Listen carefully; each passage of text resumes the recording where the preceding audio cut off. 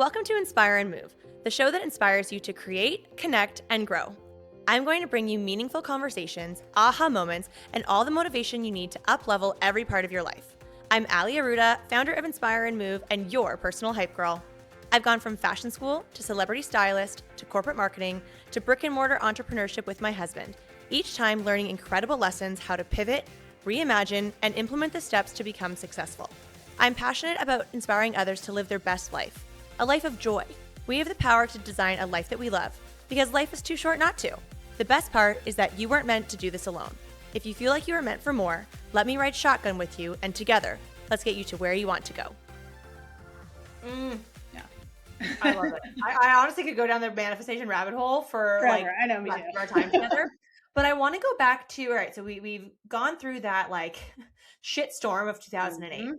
So 2017, you have been building clearly a lovely career in corporate, getting Yeah. to go to New York and have that checked off of your vision board. But 2017, you made a really big decision to leave corporate and take that good old leap Yes. into entrepreneurship. Yeah, it's so crazy. And I know there's probably a lot of your listeners too who maybe have the double hustle or have the dream of leaving a corporate job and kind of doing something that they're passionate about. And I had kind of been writing that line for a long time. I started out as a blogger, back in 2009, sharing my story. And for a long time, I could kind of like hide it and live two lives, do the corporate, like button up life. And then at night, do my hustle and kind of build that on the side, right? On the side. But then it started getting really, really big. And I got to a place where I couldn't hide it anymore. It was out there kind of everywhere. And I remember I'd had the thought for a long time, like it's getting close. I could just feel it. I was like, it's decision time. I cannot ride both these horses at the same time. They're going in two different directions, right? And I remember closing like the biggest deal of my entire career, the biggest deal of this company I'd worked for I'd ever seen. And like 3 days later, they brought me in to lay me off so they didn't have to pay commission.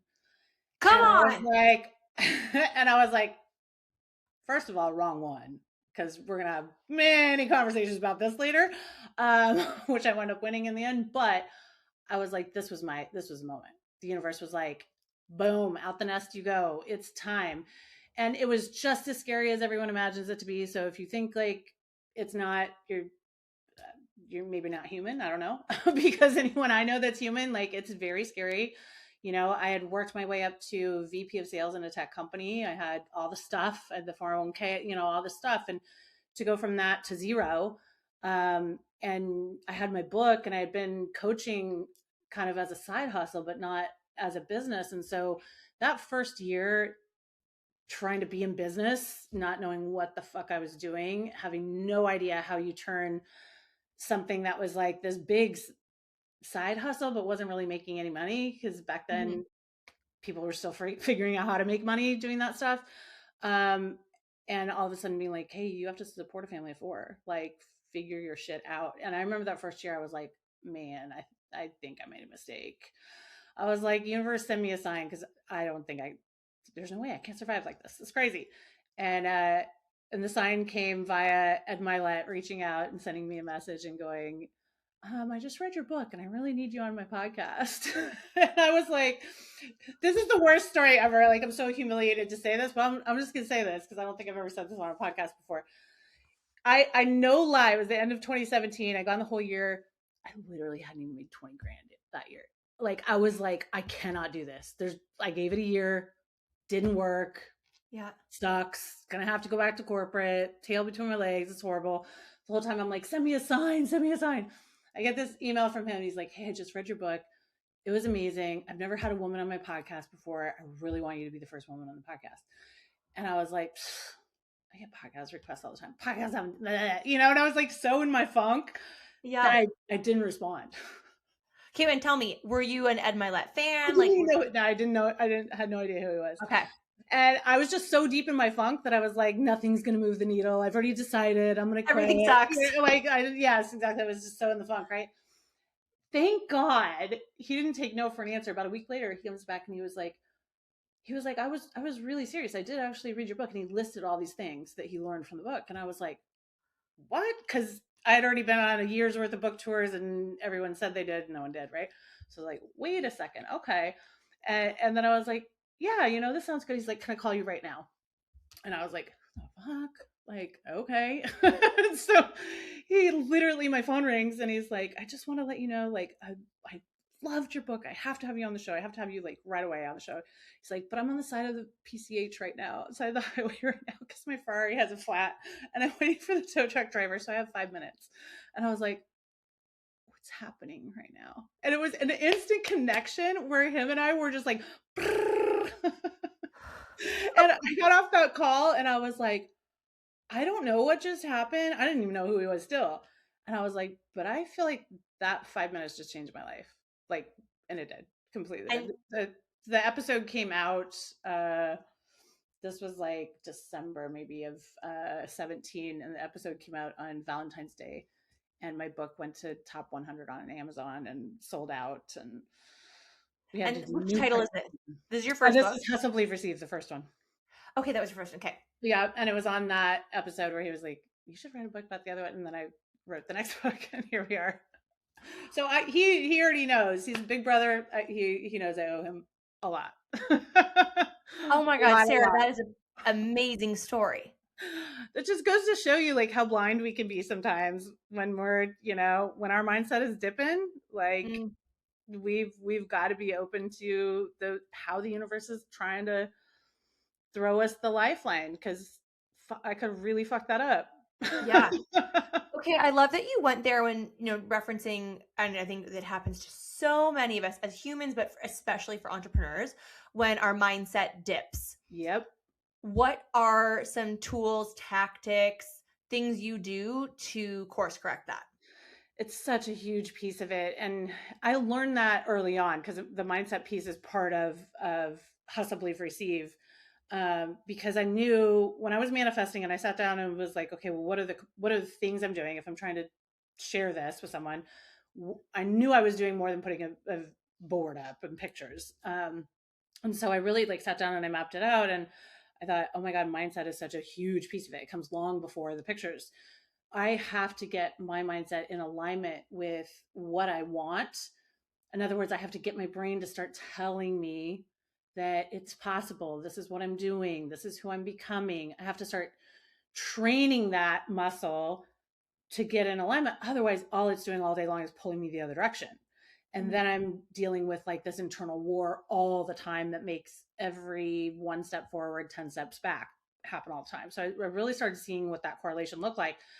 And then I started looking into it, and everyone was just talking about mindset in very cliched terms. And I kept on going, how? Someone fucking tell me how. Just tell me what to do and then I'll do it, right? But there was never any how. And so I was like, I'm going to figure out what the how is like. And so I literally was like, how do I start training to listen to my thoughts? And I started buzzing, and I just tell my clients, like, get your smartwatch or whatever and have it buzz you once an hour. And when it buzzes your wrist, go, what was I thinking 10 minutes ago? And that's how you can learn how to listen to your thoughts. So you can start to take inventory. And if you just quickly send a voice memo to yourself, hey, I was stressing about this presentation. I was also thinking about the list I had. Just that starts to get you to be present, like a tactical way to learn how to kind of know what's happening in your head. And then if you do that for a couple of days, then now you have your main points that are running on autopilot in the background all the time. And if we're looking at the very core of how thoughts work, they create outcomes, right? They're direct link to outcomes. So whatever I'm focusing on, I'm expanding and I'm bringing into my universe. So if I feel bad, let's say, or if I was like in the funk I was when I got that email, every day I'm waking up going, it's going to get worse. Why bother? Let's quit. This is a bad idea. That expands, the next day feels worse. It all, and then you start seeing signs of that, right? Like you'll get a no here, you'll get a no there. And then your brain convinces you and you're in this rut, right? But the cool thing is once you see that as a process, then the process obviously can work the exact same way on the other end of it. So I was like, all right, let's do that. So then I just thought, what would happen if I just turn the thought into the opposite every single time? So if the thought says, I'm never going to make it, then I'm going to make it. I'm going to be a success. I'm going to be more successful than I ever dreamed possible. I got to figure out what that success looks like. And so I'm really starting to build myself what the other side what the opposite looks like. And when you do that, two super powerful things happen. Number one, it stops the initial triggering thought that was pulling you down in the first place. Over time, it just snuffs out. But what starts happening on the other side is now I'm building a map to a new outcome that would have never existed otherwise. It would have never just magically showed up in my life. It would have never just been like, here you go. You have to put it out there. So even Ed reaching out to me was part of what I was doing the 3 months before, the 6 months before, going like, I know this is going to work. I know something magical is going to happen. I know my life can change in a day. I know it only takes one interview to change everything. So even though in the moment I was in the funk, I had done all that pre-work, right? To call that in and to be clear about that and to call that in so that when it did come, even though I didn't recognize it the first time, I was able to recognize it the second time and act on it. So the really understanding what's going on in our mind is so, so important, because when you don't, you may be completely sabotaging your mindset could be sabotaging every single thing that your actions are trying to make happen. And that is where that was a space I had always lived in. I was a natural hustler. I was always going to figure it out. But that meant that I had to work 10 times harder than everybody else to get that outcome, right? Because my mindset was going the opposite direction. So I had to work so hard to just show up, then so hard to succeed.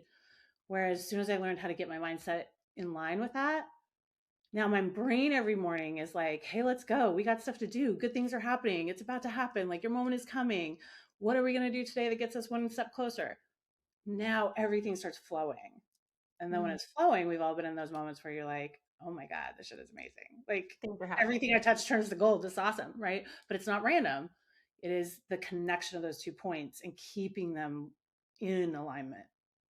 And when it's out, you can feel it too. So what does a morning routine look like for you? Especially when it comes to like mindset, wellness, and knowing that all of those are connected, being, a high performer, a high achiever, it does start with some of the habits that you maintain on a daily basis. Absolutely. One of the things I started doing, gosh, at least 5 or 6 years ago now, is putting on a guided meditation, like a positive morning meditation or a manifesting one, or whatever kind of, mood you're in, or topic you're working on. I set my alarm 15 minutes before I need to get up, quickly hit start on that, and let it play while I'm still in that kind of like in and out zone a little bit, so that immediately it's kind of hitting my subconscious before I even have to roll out of bed. So that has helped a ton. It kind of sets the energy tone for the day in a really big way. And then I started keeping wins journals, which, everyone talks about gratitude journals, which are amazing. But I think there's something really powerful when you are looking for wins. Number one, they come more often, just like everything. But when we're counting our wins, that is us being grateful. That is us acknowledging, thank you, I saw that. Like, thanks for hearing me. Thanks for bringing that back to me. And wins can be anything from someone like bought you a cup of coffee today, or getting a response on an email you've been trying to reach out to someone and you finally got a response. I mean, it can be anything. It doesn't have to be huge. It could be, hey, today I changed my thought about this and I really started thinking about what if things went right for me, and that got me really excited. Huge, right? So the more that you're doing that, the more you're actually creating your own before and after story.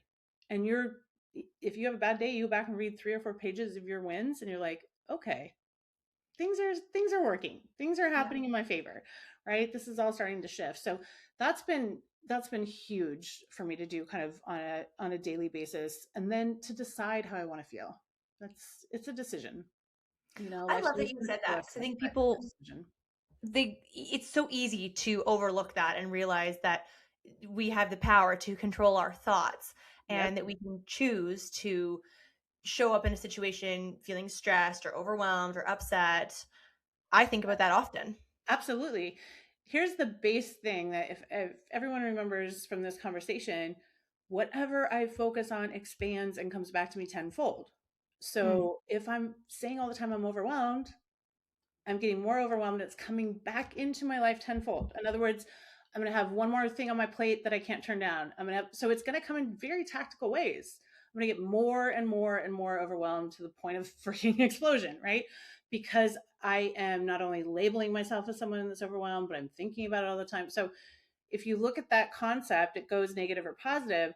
So if instead, I'm looking at, I'm a person that gets things done quickly. Like I love that, one of my mottos is I execute quickly, right? Rather than procrastinating. I execute quickly. If something comes in, I take it off my plate. That starts to build trust. I start to know that about myself. Then I start to know what I can take on, things like that. So I think really kind of looking at like, who do I want to be? Maybe what are the things in my life that I don't like, that aren't really serving me, and using I am statements, which is I teach how to do that in the new book Think It. Super simple, but so effective. So just sit down and write out a list of 25 I am statements, which is just the word I am followed by the word you want to be. And they're all aspirational. So they're not who you are right now, they're who you want to be. And say those to yourself out loud morning and night, every single night for 30 days and see what happens. So you can take all those things. If you're feeling overwhelmed, you're saying, I'm organized, or whatever your opposite version of that is. And you're saying that every single day, and it starts to change how you show up, how people interact with you, how you interact with yourself. And over time, it becomes your new DNA. It's so crazy. I love this. All right, well, let's dive into Think It, because it's just been such a beautiful layup to, work that you've clearly done yourself and that you now teach, Yeah. and how that has all come together to be in your new book coming out next week, Yes. so end of January. Yes. January. And let's talk about what inspired you to write Think It. So Think It again is one of the tools in Hustle, Believe, Receive. It was the second tool that I teach in there. And over the last 10, 15 years that I've been coaching, it has risen to the top every time. By far, I would say that is the most important thing that I teach. And because it's very tangible tools on how to change your mindset. Again, it's not, mic drop, oh, that was a great quote, or that's a good hashtag. This is, what do I do in a moment where I just got triggered and I'm about to go down a spiral that I don't know how to get out of, and I know it's going to wreck my day, and I want to go home and have a nice day with my kids or my spouse, right? In that exact moment, if I can know what I'm thinking, because our feelings come from our thoughts. Our thoughts trigger every single thing. They trigger anxiety, they trigger all of it. So if I can feel that thought when it first comes in and be like, wait a second, no, I don't want to believe that to be true. What is true instead? And so I always get to choose the what's true instead. In other words, that might be fantasy, but that's how I create that as a new reality. So let's say, for example, you've had a disagreement with someone at work or with a spouse or something like that, and it's just really bothering you. And then you're starting to internalize it, and you're starting to really like go down this rabbit hole that doesn't feel good. Maybe you're taking it all on yourself and really beating yourself up about it or whatever. If you can pause in that moment and say, wait a second, is this helpful? Is this like making me feel better? Do I want all these outcomes? If I had a bad interaction with my boss, do I want to get fired? If that's what my brain's saying, you're about to get fired, you're about to get fired. I don't want that, right? So like pause. Now, what do I want instead? I know I bring value. I know that I'm, a great worker. I know that I'm learning. That was a learning moment. That's okay. I know that I'm open to feedback. I got feedback. That's okay, right? So just really learning how to talk to yourself in those moments in a way that is calling in what you want. Like, I want to be better. I want to be able to step up into these leadership moments. I want to be able to take feedback, right? So that's me directing that conversation so that instead of getting pulled down by it, I am actually growing and elevating by that same exact trigger. I just chose which way I wanted to focus on it. And it's so powerful. We all have that power. And who is Think It for when it comes to like who should have that book in their hand? Literally everyone. It is the first book that I've written that is for teenagers. It is for executives. It is for professional athletes. It is for mompreneurs. It is for anyone with brain, honestly, because this is all the stuff that we wish someone had told us. There's now starting to be more of a conversation around, let's say, therapy terms. We understand triggers. We understand, some of that stuff. So now there's more of like a general knowledge of some of these things. but there still isn't a general knowledge of how do I stop a spiral? How do I stop myself from feeling anxiety? How do I reduce stress in my, how do I do that? But then also, how do I build my confidence from inside out? How do I stop feeling like an imposter? Like I can do that. That's my thing. I can actually Mhm. change that. And so if I just have some tools, what I've found, most people want to change, they just have no idea where to start or what to do. You give them a very basic tool and just say, do this tool every time X happens, and they do it every time, then they literally start to feel that shift and change. And there's no going back, because it's just like the first time you go to a gym and you're like, oh, squats give you a booty. Yeah, Okay. I hate squats, but I will do my squats. I will do them. Right? You know, it's the same thing. Like now you know, hey, X equals Y, X, you know, whatever the math equation is. So it's very much like that. Once I know what to do and I know that doing it will rewire my brain to line up with my outcome and get me the outcome faster, most people are like, and where do I sign? You know Yeah. what I mean? Like, why wouldn't I do that? And How do I so, put the work in? yeah, I mean, honestly, you at any age, this is going to be so helpful. But I wish to God every teenager too would just, you know, because I've taught my kids these tools growing up, and I've seen how much it's helped them. They're grown now. My son's 22 and my daughters are 18, but just how it's helped them navigate life in a different way than their peers because they have some tools, you know. Yeah.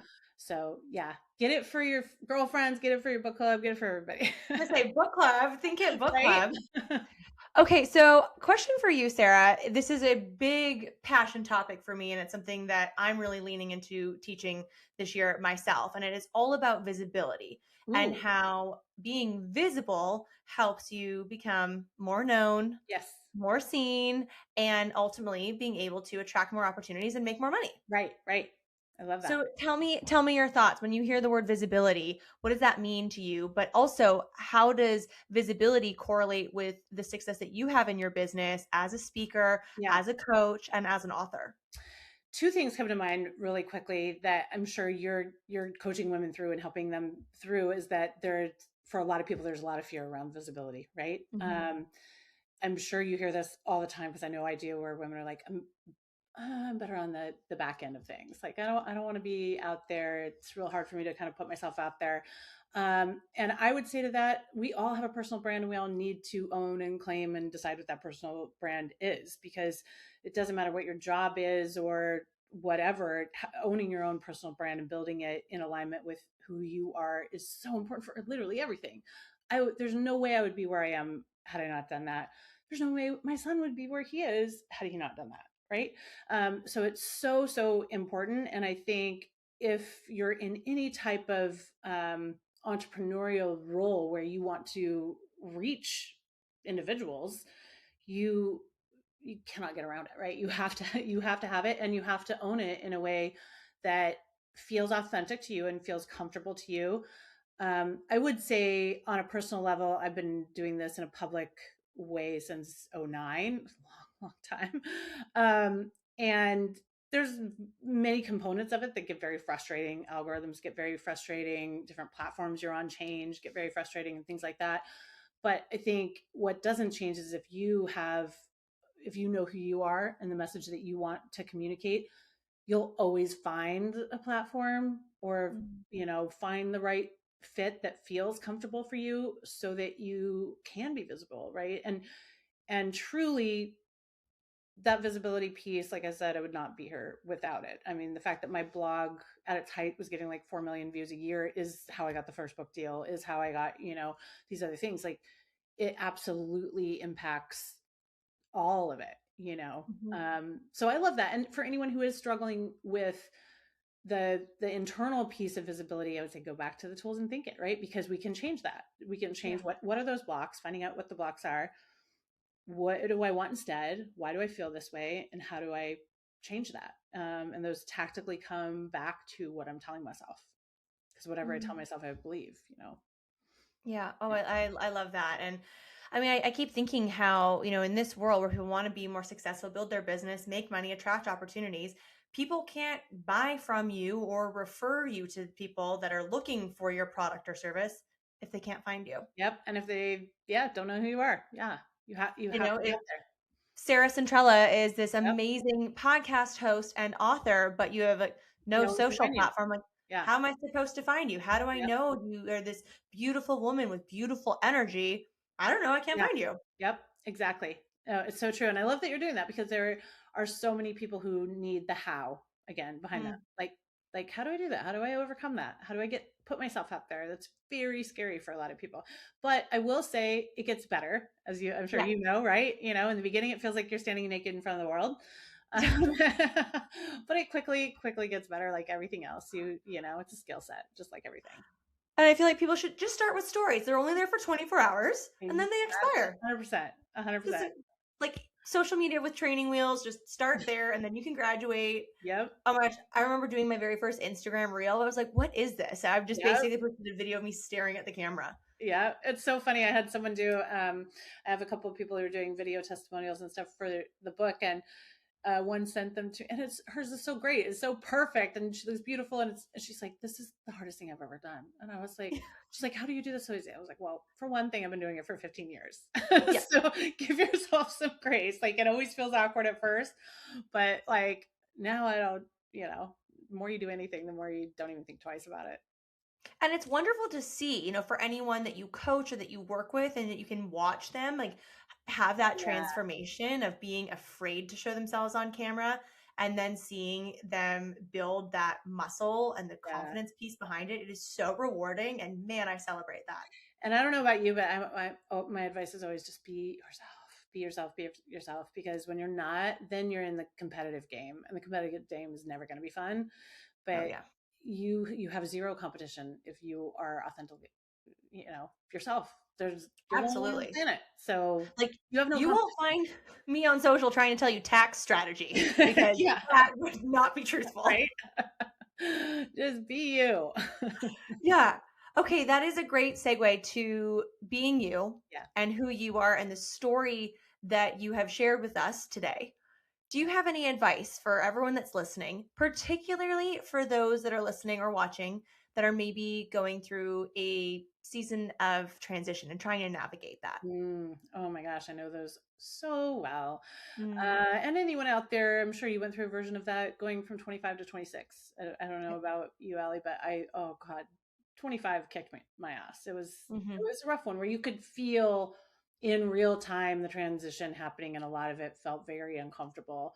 And I've found that those for me who is very growth minded and wanting to grow, that I go through them every 5 to 10 years in big ways, big uncomfortable ways. So the first thing I want to say is if it feels really uncomfortable and if a lot of it felt scary, felt like a setback, felt like adversity, whatever, like it's all normal. It is all normal. Mhm. There's so many in my journey now of doing this full time for the last decade.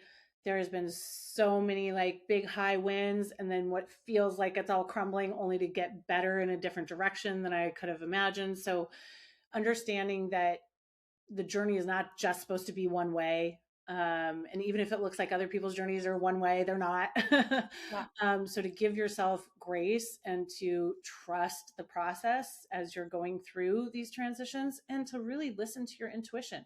What feels right for you? What feels aligned? What feels true to you? That is always going to resonate. That's going to be the thing that's going to resonate the fastest with anybody who's on the other side, the receiving side of that. And then I would say if you're really feeling like I don't kind of know how to get out of this, check your mindset. Your mindset is always going to, I mean, that's the first place I always go. Like, what have I been thinking about? What have I been focusing on? Because that will always directly correlate to how you feel. If I've been telling myself every day I'm going to win, wins are coming, things feel great, then I'm feeling high vibe, right? But if the opposite's true, I can go back and be like, whoa, that's kind of why I feel right now. So let's switch that. And just remember, you are in control of switching that. You can switch that. You do not have to wait. Most people feel like they do have to wait for an external circumstance to change in order to get you back to your high vibe. That is a you job. So Mm, you can right now today say, this is what I'm going to tell myself every single day. This is who I'm going to become. This is what's happening. And I'm writing that down and I'm writing that down and I'm surrounding myself with it. I'm getting on Pinterest and seeing it. I'm telling myself, I'm just putting it in, putting it in. Think of your brain as a computer. I'm plugging in that programming every single day.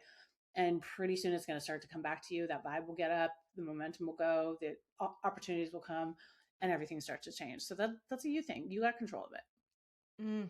That's great advice. And I think it really goes to show, like, even just on the heels of what we were chatting about from a visibility front, that you have the choice to take action on that. And you have the choice to control your thoughts and do things or put yourself in places, environments, around people that help you get into that state of being that you want to operate out of. Absolutely. Absolutely. That's one of the best ways to see how manifesting works is to surround yourself with people who are living a life and a lifestyle that you might aspire to. That's always helped me up my game. You learn so much by being around people who have high vibe and are doing the things that they want to do. The benefits to that are immeasurable, really. I couldn't agree with you more. And Matt and I have places that we love spending time because it makes us feel a certain way, and it makes me inspired, and to know that, like, I'm working as hard as I am because I want a really big life. Yes. And I like nice things, and I'm not afraid to tell people that. And seeing that it's possible, right? Like being around people. I literally came back from this weekend. We had the VIP experience for 4 days with the CFP, and I was like, yeah, this is how I want to live every single day. I didn't have to do a damn thing. Everything was set up. Everything was VIP. I was like, yeah, this is the preview of all times to come. And it's amazing to see, going back to the very beginning of our conversation about when you had that New York trip and you had to have that VIP experience. I have a similar experience from a corporate, like, life before entrepreneurship, and that I have so much gratitude for, because it was like one of the first times I was really exposed to wealth and luxury. It opened your eyes, and you have to have that as your first kind of level of manifestation. You have to know what that feels like, because on the outside, it's hard to really tap into, oh, that's what that's like, and that's why I want it. So the universe will always, when you're manifesting this way, it will always bring you those moments so that you can feel really what that feels like. Oh, this is what it's like to be in that room. Oh, this is what it's like to do this or to do that. And then it expedites those, and to the point where you're the one, who's creating that environment or experience for other people. But it's those first ones are so powerful, where you're like, thanks for this taste. Cause yes, I'm on it now. I'm so grateful for it, and can't wait to recreate it on my own. Yes, exactly. I love that. Well, Sarah, it has been an absolute joy connecting with you and having this conversation. I feel like the time flew. I know. So I'm like, we need to find some time on our calendars to have a little cocktail date or something to have some deeper conversations. But I want to ensure that everyone can get more of you. So where can they find you, and how can they support you by purchasing or downloading Think It? Yes, please, please, please. So sarahcentrella.com has all the things. I'm Sarah Centrella on Instagram as well. And Think It is available right now. You can go to Amazon or anywhere you buy books and grab it. And I would deeply appreciate that. Manifesting my huge goal of hitting New York Times bestseller list is still one that's out there. So I'm praying that this book does that, because of the fact that it gets the book in more hands. And this is a book that I genuinely know for a fact changes people's lives if they follow, some of the tools and start practicing the tools. So get it, read it, do the tools, get an accountability buddy. That's the best way this works. If you have a buddy that's interested in mindset, have them read it with you, do chapter by chapter, practice the step chapter by chapter. And I'm telling you, you're going to start to feel some pretty awesome shifts. Well, I can't wait to read it. I'm excited. Yes.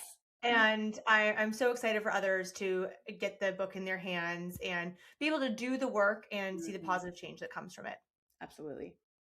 Thank you so much, Sarah. Thank you all for listening, for watching, for going to stalk Sarah on socials and her website and getting her book. We are just so excited, both of us, for all of you to have a really big, expansive 2026. Amen. And of course, to be more visible. Thank you so much.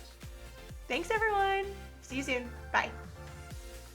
Thank you so much for listening. If you loved this episode, it would mean so much to me if you took a few seconds and shared this on social media, sent it to a friend, or left a 5-star review. There is power in community, and I'm so grateful to have you part of mine.